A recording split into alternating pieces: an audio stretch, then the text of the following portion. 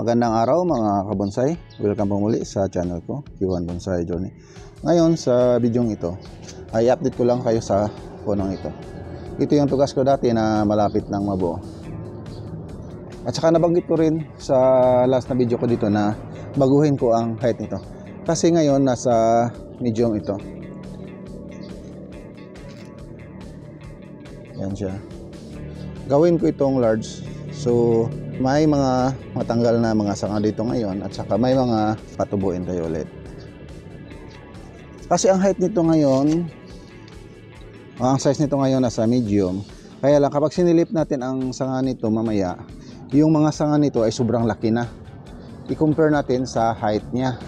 Kasi kapag mabuo ito, yung canopy nito, yung sa may gilid niya, lalapad pa yan. So kapag tiningnan natin, di siya magandang tingnan kasi masyado siyang malapad compare sa height natin. So, ang gawin natin sa video ito, gawin natin itong large para yung apex natin may adjust natin. So, tatangkad ito. Yan. So, silipin natin ang ilalim kung kaya natin masilip.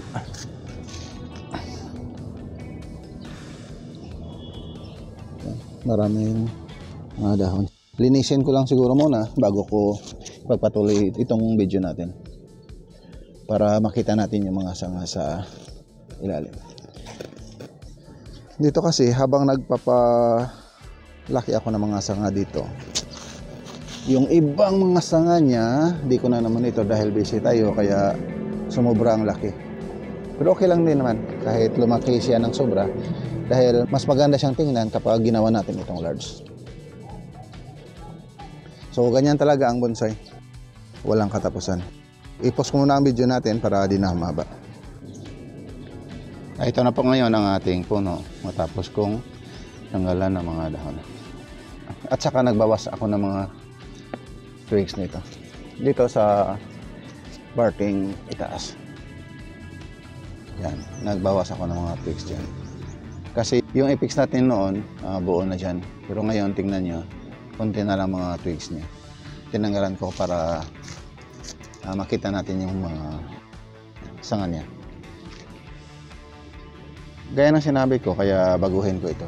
Kasi tingnan niya. Tingnan natin dito sa ilalim. Yan siya. Yung mga sanga nito ay sobrang laki na. See? Sa likod. Yan. Malalaki na mga yan. At saka ito dito. Tingnan natin dito sa malayo. Para ma-explain ko kung bakit gawin ko na itong large. Ngayon kasi tingnan niyo, kapag ganito pa rin ang height niya, di na siya bagay. Dito sa may bandang ilalim dito, bubuo pa tayo ng mga pads dito. So ito dito hanggang dito na to. So hanggang dito at saka ito dito hanggang dito. So balik tayo sa malayo para maka-explain ko. Kapag mabuo na natin ang punong ito dito, ang canopy natin ay abot hanggang dito. At saka dito sa side na ito hanggang dito. So tingnan nyo, ang canopy natin kapag matapos natin ay pag ganun siya. Yan. So yung height niya ay di na nababagay sa puno natin. So para ma-correct ito, ay increase natin ang height nito. Ngayon may gawin tayo dito. Mag-cut back tayo ulit ng mga sanga nito. Dito. Tingnan nyo. Mula sa puno hanggang dito. Okay siya. Dito pagdating naman dito, lumiit siya. Kaya lang, dito na. Sa parting dito hanggang dito, magkasing laki lang sila. Kaya need natin mag-cut back ngayon dito. Mag-cut back tayo dyan. At saka dito rin, may tanggalin tayo na sanga. Ito. Silipin natin ito sa gilid. Ang sangang ito, tanggalin natin. Yan.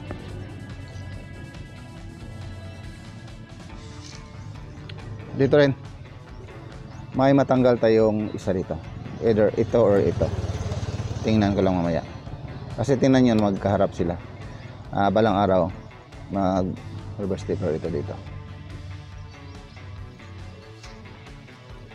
Dito sa may bandang apex niya, marami tayong tanggalin dito. Kaya nga, kinuha ko na yung mga trace nito. Ito, magtanggal tayo dito. Ito, yung front niya, tanggalin din natin. At saka yung isa dito. Pero tingnan ko pa mamaya. Tingnan nyo, kapag tingnan natin dito sa ilalim. See? Ang tatlong sangang ito, ito at saka ito, magkalapit sila. So kapag hinayaan natin ito, mga balang araw, magka-reverse stripper din dyan. Yung sa likod pala, parang okay na yun. Di ko na kunin. Tingnan nyo. Tanggalin rin natin ang sangang ito. Tanggalin natin ito dito. Magkatak tayo dyan.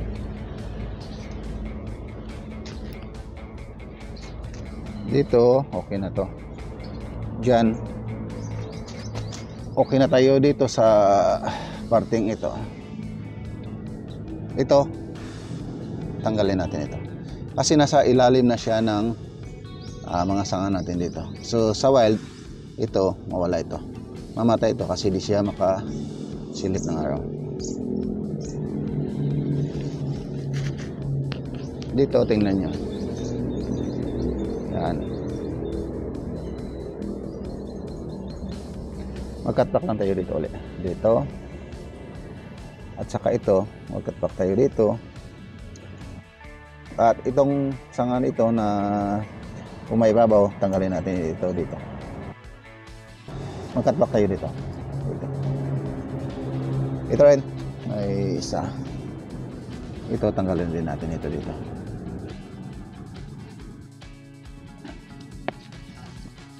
Mag-cutback na tayo.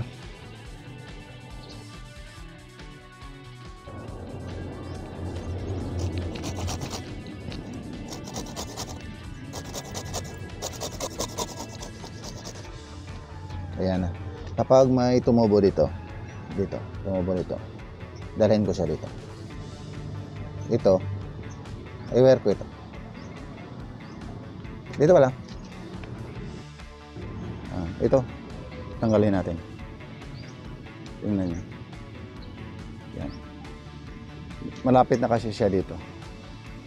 So, tanggalin natin.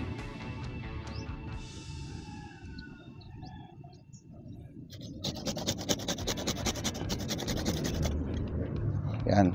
So, wala nang sanga na masakit tingnan dito. Kasi tinanggal natin ito. At saka ito rin.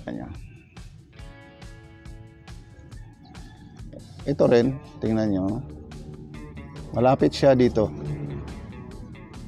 So, di rin siya magandang tingnan. At saka may sanga na ito dito sa kanyang itaas. Ito na lang yung gamitin natin. Ito, tanggalin natin ito. Malaki na sana ito, kaya lang din natin tanggalin. Nung sa size niya dati na medium, kailangan ko ito. Pero ngayon, hindi ko na kailangan. So, tanggalin natin.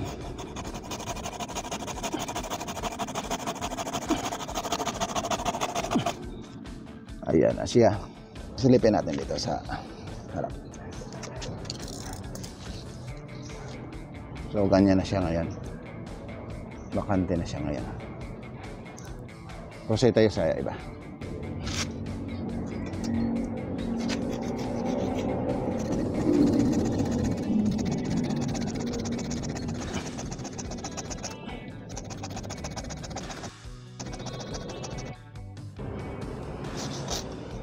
Ayan na. Ito. Clear natin.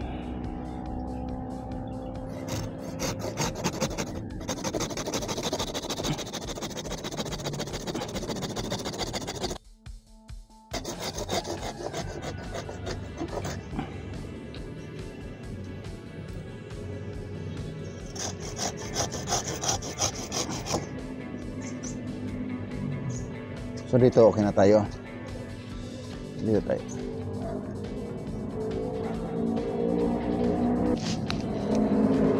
Para mag-improve yung tipering niya, dito tayo magpapala.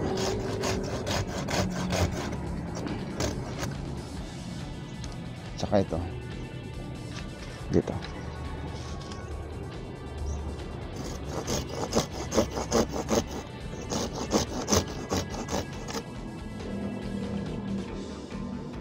Okay na tayo dyan. Dito naman tayo.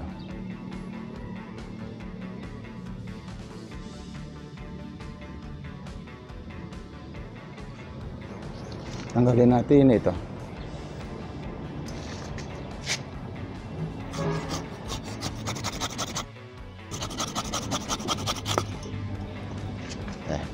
So tingnan nyo, gumanda na siyang tingnan. Ito siya. Yan. Nasa ilalim kasi siya kanina. Kaya tinanggal natin yon. Proceed tayo sa iba. Dito sa sangang ito, need nating i-improve yung tipering niya kasi mula dito hanggang dito, yung tipering niya ay hindi maganda. Tingnan niyo malayo. Walang improvement, walang tipering. So, cut back natin ito dito para magpatubo tayo dito at saka yun ang gawin natin sanga.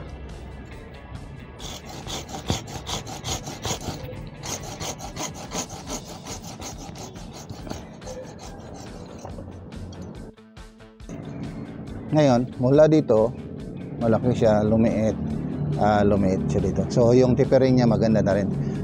Kaya lang need natin magpatubo dito ng bagong sanga at palakihin. Dito pala, may isa tayong sanga dito. Di pala isa, dalawa. Tingnan nyo dito. Ang sangang ito at saka ito. Yan. Masyado silang magkalapit. Tingnan nyo yung clearance nila. Yan, tingnan nyo ang daliri ko. Halos di ko may pasok. So, may tatanggalin tayo dito sa dalawa. Either yung itira natin na itong sa ilalim at saka tanggalin natin ito. Or, ito yung tanggalin natin at saka itira natin ito. So dito, di pa ako makapag-decide ngayon. So kung sa tingin nyo, kung saan sa kanila yung mas magandang tanggalin, i-comment nyo lang sa comment section yung ano ma-suggest nyo. Hindi ko muna tanggalin dyan. So, hihingi ako sa inyo ng opinion kung saan sa sangang ito ang tanggalin ko. Silipin natin dito sa may gilid para makita nyo. So, pagbigay kayo ng mga suggestion. Noon kasi, ang sangang ito. Ang sangang yan, ginawa ko yung sacrificial branch para lumaki dito.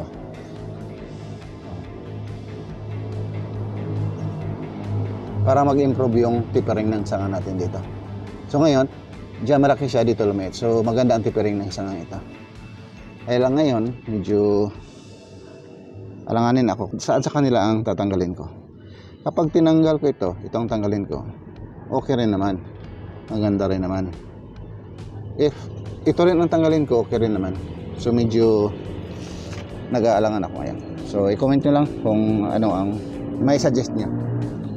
So proceed muna tayo dito sa may likod. Dito, mag-cut back na tayo dito.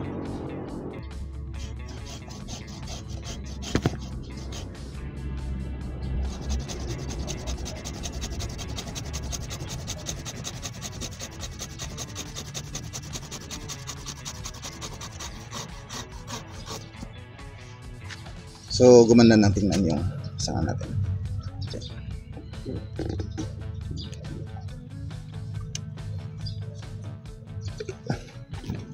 Ito, tanggalin natin ito. Kung may babaw kasi siya, ito na lang yung gamitin natin.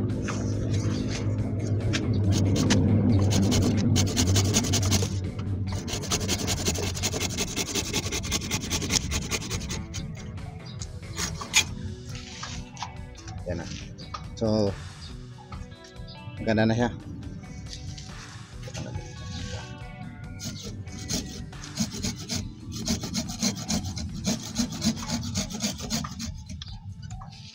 Ito, need pa nating palakihin ito. Need pa natin itong palakihin. At saka ito. Need pa natin. Pusi tayo dito sa may bandang apex niya. Bali dito dati, ito na yung apex ko. Ayan. Pero ngayon, magtanggal tayo dito ng mga sanga para gawin nating bali sanga niya na lang. Hindi na siya parte ng kanyang apex. Ito. Mapapansin nyo na ang sangang ito, tingnan nyo. Masyado silang magkalapit at saka yan. So, apat sila dito na magkalapit. So, need nating magtanggal ito. Ang sangang ito at saka ito, magkaharap sila. So, need natin mag-sacrifice dito ng isa. Pero ang tanggalin ko dito, ito. Nasa loob kasi siya. So, ito ang dapat tanggalin. Ito nasa labas siya. So, yan yung gamitin natin. Dito, kailangan ko rin ito dito kasi kapag sinilip natin dito, wala tayong sanga dito sa papuntang likod. So, need natin yan. So, ang isang tanggalin ko, ito yung sa gilid niya at saka itong nasa harap niya. Ito ang tanggalin ko. Bali itong dalawa. Ito at saka ito. Bali itira natin ito. At saka yung sa likod niya. So tanggalin na natin.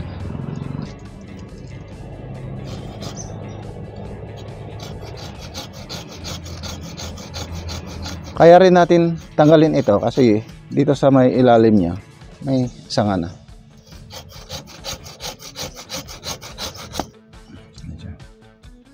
Unti-unti nang nakakalbo yung puno natin. Ito pang sa harap.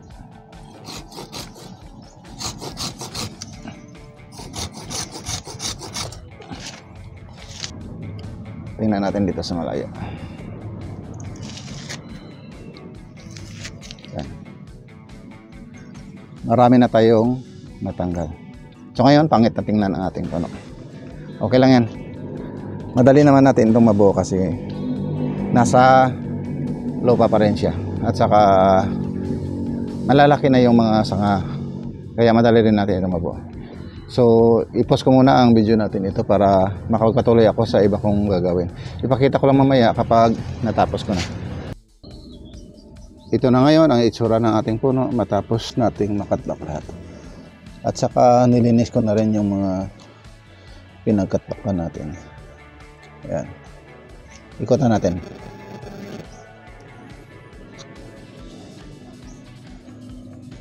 Ayan siya.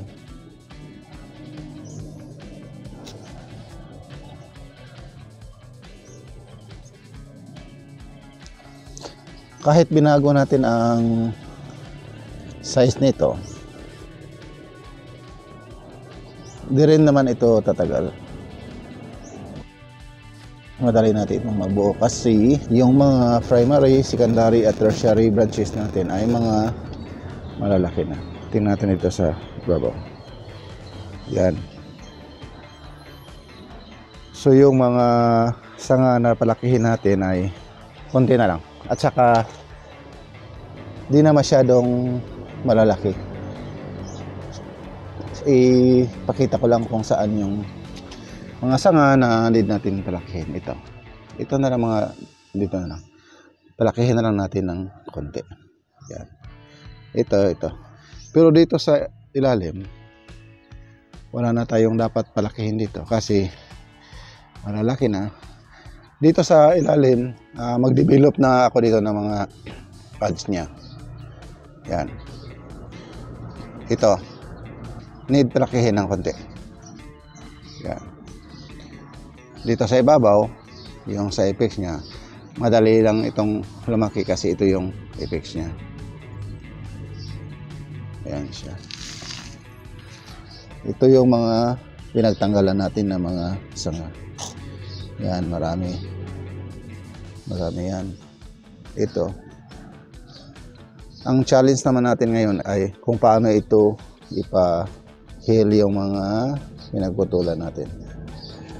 Pero sa tugas, wala naman akong problema dahil mabilis mag-heal ang mga sugat ng mga tugas. Yan. So, marami-raming sugat ito ngayon. Yan siya. So, kapag may mga sanga na ito na pwede nang i-wear, bigyan ko kayo ng update nito. Yan siya. Ito yung sa ilalim niya. Ayan. Maganda siya tinan. Solid yung mga sanga niya. Ito yung trunk niya. Close up natin. Yan. Noon may malaking sugat ito dito. Ito siya. Tingnan nyo. Magkasing laki nito yung sugat niya. Pero nahil niya. So wala tayong problema dyan sa mga sugat na ginawa natin. Yan. Hanggang dito na lang ang video natin ito. Kung nagustuhan nyo ang video, paki-like, share na rin sa mga kaibigan nyo na gusto rin matutong magbonsai para magkaroon din sila ng idea kung paano ito. At sa mga di pa pala nakasubscribe sa akin, paki-subscribe na rin at pinutin ang bell notification button para manonotify kayo sa susunod kong gawing video. Maraming salamat sa panonood.